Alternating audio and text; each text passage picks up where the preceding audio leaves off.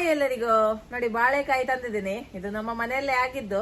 So ಹಾಗೆ ಇದರದೊಂದು ಪಲ್ಯ ಮಾಡ್ಬೇಕು ಅಂತ ಇದ್ದೇನೆ. ನಮ್ಮ ಮನೆಯಲ್ಲಿ ಇದರ ಪಲ್ಯ ಅಂದ್ರೆ ಎಲ್ಲರಿಗೂ ಇಷ್ಟ. ಹಾಗೆ ನಾನು ಇದನ್ನ ಮಾಡ್ತಾ ಇದ್ದೀನಿ. ಇದರ ಫ್ರೈ ಮಾಡ್ಬೋದು ನೀವು, ಅಥವಾ ಸುಕ್ಕ ಕೂಡ ಮಾಡ್ಬೋದು. ಆ ರೆಸಿಪಿ ಮತ್ತೆ ಯಾವಾಗ್ಲಾದ್ರೂ ನಾನು ಶೇರ್ ಮಾಡ್ತೇನೆ. ಈ ಬಾಳೆಕಾಯಲ್ಲಿ ತುಂಬಾನೇ ಫೈಬರ್ ಅಂಶ ಉಂಟು, ಹಾಗಾಗಿ ಇದನ್ನ ಸೇವಿಸುವುದು ತುಂಬಾನೇ ಒಳ್ಳೇದು ನಮಗೆ.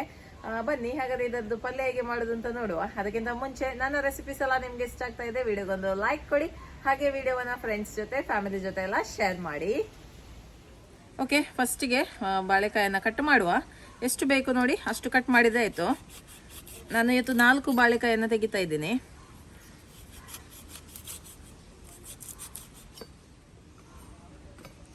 ಓಕೆ, 4 ಸಾಕು ಇವತ್ತು ನಮಗೆ ಪಲ್ಯ ಮಾಡಲಿಕ್ಕೆ. ಈಗ ಫಸ್ಟಿಗೆ ಇದನ್ನ ಕಟ್ ಮಾಡುವ. ಓಕೆ, ಇದನ್ನ ಒಳ್ಳೆ ರೀತಿಯಲ್ಲಿ ತೊಳೆದಿದ್ದೇನೆ ಒಮ್ಮೆ ನೀರಲ್ಲಿ. ಈಗ ಇದನ್ನ ಕಟ್ ಮಾಡುವ. ಓಕೆ, ಈ ತರ ಇದರ ಎಂಡ್ಸ್ ಅನ್ನ ಕಟ್ ಮಾಡಿದಾಯ್ತು. ಸಿಪ್ಪೆ ಪೂರ್ತಿಯಾಗಿ ಬೇಕಾದ್ರೆ ತೆಗಿಬಹುದು, ಅಥವಾ ಲೈಟ್ ಆಗಿ ತೆಗೆದು ಕೂಡ ಆಗ್ತದೆ ಆಯ್ತಾ. ನಾನು ಪೂರ್ತಿಯಾಗಿ ತೆಗೆದಿಲ್ಲ, ಲೈಟ್ ಆಗಿ ನೋಡಿ ಇಷ್ಟು ತೆಗೆದ್ರೆ ಆಯ್ತು. ಅಂದ್ರೆ ಫೈಬರ್ ಅಂಶ ಎಲ್ಲ ಇದೆ ಅಲ್ಲ, ಹಾಗಾಗಿ ಪೂರ್ತಿಯಾಗಿ ತೆಗೆಯೋದು ಬೇಡ ಅಂತ, ಲೈಟ್ ಆಗಿ ತೆಗೆದ್ರೆ ಸಾಕು. ಓಕೆ, ಇದನ್ನ ಕಟ್ ಮಾಡುವ.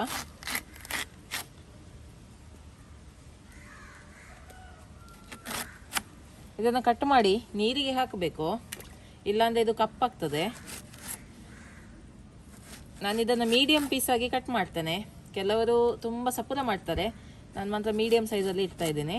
ನಿಮಗೆ ಹೇಗೆ ಬೇಕು ಆ ಥರ ನೀವು ಕಟ್ ಮಾಡಿದ್ರೆ ಆಯಿತು. ಕೂಡಲೇ ಇದನ್ನು ನೀರಿಗೆ ಹಾಕಬೇಕು, ಕಪ್ಪಾಗಲಿಕ್ಕೆ ಬಿಡಬಾರ್ದು. ನೋಡಿ, ನೀರಿಗೆ ಹಾಕುವ.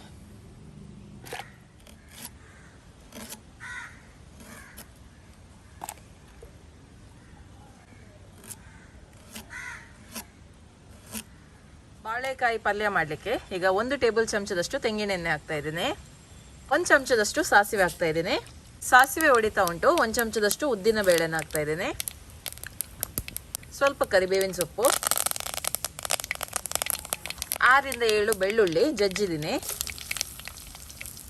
ಹಾಗೆ 5 ಹಸಿ ಮೆಣಸಿನಕಾಯನ್ನ ಕಟ್ ಮಾಡಿ ಹಾಕ್ತಾ ಇದ್ದೀನಿ.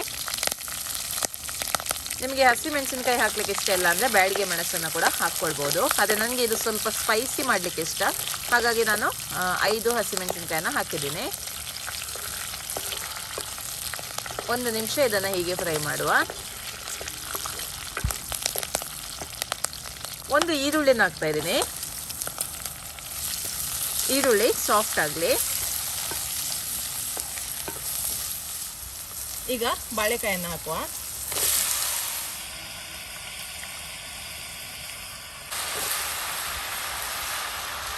ಕಾಲು ಚಮಚದಷ್ಟು ಅರಿಶಿಣದ ಪುಡಿ ಹಾಕ್ತಾ ಇದ್ದೀನಿ. ಹಾಗೆ ರುಚಿಗೆ ಎಷ್ಟು ಬೇಕಷ್ಟು ಉಪ್ಪು. ಇದು ಒಳ್ಳೆ ರೀತಿಯಲ್ಲಿ ಬೇಯಲಿ. ಸ್ವಲ್ಪ ನೀರನ್ನು ಹಾಕ್ತಾ ಇದ್ದೀನಿ. ಸ್ವಲ್ಪ ನೀರನ್ನು ಈ ಥರ ಸಿಂಪಡಿಸಿದ್ರೆ ಆಯಿತು, ಜಾಸ್ತಿ ಬೇಡ. ಒಳ್ಳೆ ರೀತಿಯಲ್ಲಿ ಇದು ಬೇಯಲಿ.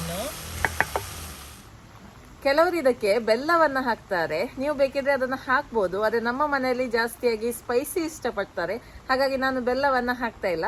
ನಿಮಗೆ ಇಷ್ಟ ಇದೆ 1 ತುಂಡು ಬೆಲ್ಲವನ್ನು ಹಾಕಿದನ್ನು ನೀವು ಮಾಡ್ಬೋದು. ಓಕೆ, ಬಾಳೆಕಾಯಿ ಈಗ ಒಳ್ಳೆ ರೀತಿಯಲ್ಲಿ ಬೆಂದಿದೆ. ಈಗ ನೆಕ್ಸ್ಟ್ ಏನು ಮಾಡೋದು ಅಂತ ನೋಡುವ. ಓಕೆ, ನೋಡಿ ಒಳ್ಳೆ ಸಾಫ್ಟ್ ಆಗಿದೆ, ಒಳ್ಳೆ ರೀತಿಯಲ್ಲಿ ಬೆಂದಿದೆ. ಈಗ ಇದಕ್ಕೆ ಅರ್ಧ ಗೆರಟೆಯ ಕಾಯಿ ತುರಿಯನ್ನು ನಾನು ಹಾಕ್ತಾ ಇದ್ದೀನಿ. ಒಳ್ಳೆ ರೀತಿಯಲ್ಲಿ ಇದನ್ನು ಮಿಕ್ಸ್ ಮಾಡುವ. ನಾನ್ ಸ್ಟಿಕ್ ಪಾತ್ರೆಯಲ್ಲಿ ಆದರೆ ತಳ ಹಿಡಿಯುವುದಿಲ್ಲ, ಬೇರೆ ಪಾತ್ರೆಯಲ್ಲಿ ಸ್ವಲ್ಪ ಇದು ತಳ ಹಿಡಿಬೋದು.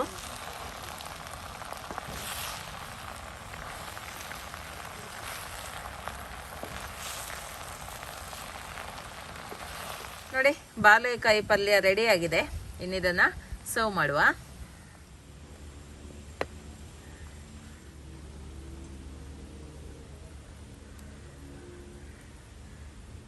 ನೋಡಿ, ಬಾಳೆಕಾಯಿ ಪಲ್ಯ ರೆಡಿ ಆಗಿದೆ. ಈಗ ಟೇಸ್ಟ್ ಮಾಡಿ ನೋಡುವ.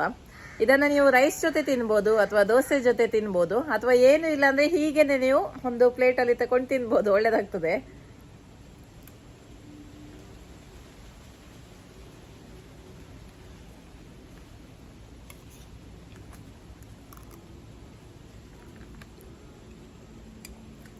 ತುಂಬಾ ಒಳ್ಳೇದಾಗಿದೆ. ಒಳ್ಳೆ ರೀತಿಯಲ್ಲಿ ಬೆಂದಿದೆ. ಉಪ್ಪು ಖಾರ ಕರೆಕ್ಟ್ ಆಗಿದೆ. ಕಾಯಿ ತುರಿ ಹಾಕಿದ ನಂತರ ಆ ಕಾಯಿ ತುರಿಯ ಟೇಸ್ಟ್ ಕೂಡ ಇದರೊಟ್ಟಿಗೆ ಮಿಕ್ಸ್ ಆಗಿ ಒಳ್ಳೆ ಒಂದು ರುಚಿ ಕೊಡ್ತಾ ಉಂಟು. ನೀವು ಕೂಡ ಈ ರೀತಿ ಸಿಂಪಲ್ ಆಗಿರುವಂತಹ ಬಾಳೆಕಾಯಿ ಪಲ್ಯವನ್ನ ಮನೆಯಲ್ಲಿ ಟ್ರೈ ಮಾಡಿ ನೋಡಿ. ಓಕೆ, ಬಾಯ್.